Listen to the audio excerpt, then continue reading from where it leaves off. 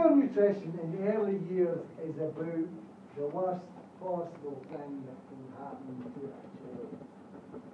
Because children that are not cared for nutritionally in the early stages have a whole range of problems through childhood and into adulthood. What sort of things? Well, there are many things. Let's just take things. Susceptibility to heart disease, obesity, and susceptibility to type 2 diabetes.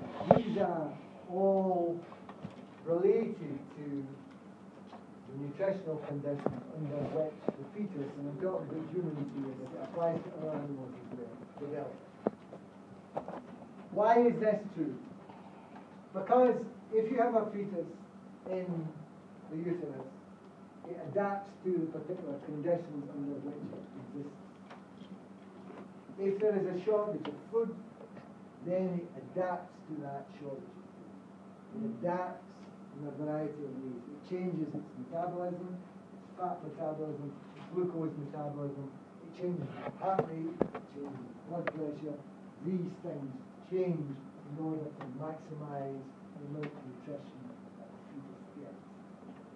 And as we progress with that, we allow the fetus to survive in the short term, but in the longer term, they do all sorts of notable things. We tend to shorten the lifespan of the adult, and we tend to make it more susceptible to some of the conditions I've already mentioned. There are lots of large organisations which promote this idea. The EU, the European Union, for example, has something called the Early Nutrition Programming Project, and the World Health Organization says babies should be breastfed for at least 6 months before they're given the food in order to maximize their nutrition. You see the same thing in other organisms. You see the same thing in fish, you see the same thing in mammals, all sorts of things. The health of the organism in later life is a consequence of its early nutrition. This works for the brain as well. Brain development is a consequence of the way in which the fetus, embryo, if you like, is looked after, to which it's optimally fed. There is one thing which makes humans very different, and that is that their brain continues to grow. So when you are a fetus inside your mommy's tummy, your brain is not fully developed. And the large part of the brain, which is the cerebral cortex, expands greatly after birth. It's a postnatal birth. Now there's a reason for this. You know what the reason is? Your head is too big to come through the uterus. So birth would be impossible if the baby was born with the brain fully developed. So the brain actually developing post-natal. Now, this process is quite a long-term process. It continues for quite a long time. To go after. The part of the brain, the development occurs after birth for massive increase in the neural development, synapse formation. Right, okay. The part of the brain that is largely responsible for social behavior in humans is something called the prefrontal cortex. Prefrontal cortex is this bit here.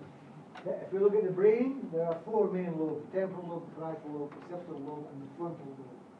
And this diagram here shows us where the prefrontal cortex is. So it's this bit here in the front. So it's like up here, over your eye.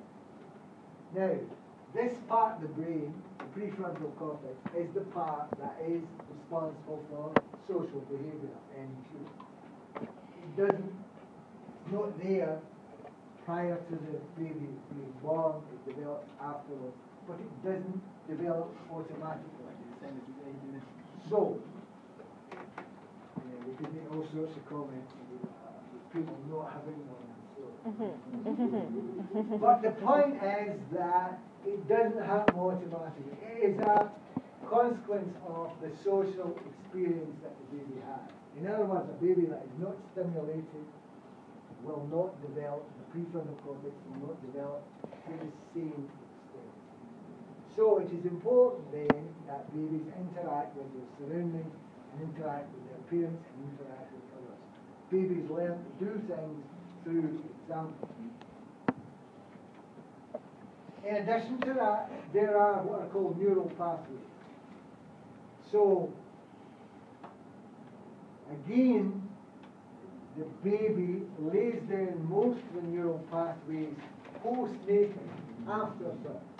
They don't happen, they're not there already, but they occur mainly in the first and second years of life. And basically, the more pathways that are laid down and the more pathways are retained is a consequence of the extent to which the baby uses these pathways. A baby which is not stimulated, which doesn't interact, does not develop the same neural pathways. True. Look here. These diagrams have not come up very well because this projector is kind of fierce. But if you look at this one, this shows synaptic density at birth. And you can see each one of these represents a neuron. And you can see that the density is pretty sparse. This shows the situation at 6 years, and this shows the situation at 14 years. What you notice is there are a lot more connections here, but by the time you get to 14 years, it's become sparser again. And this is what happens. A lot of connections develop, but as they are not used, they are lost. Look at this diagram here, which you can't see so well. Let me see what I can do. This is a newborn baby. This is a baby at 1 month. This is a baby at 6 months. And this is a baby at 2 years.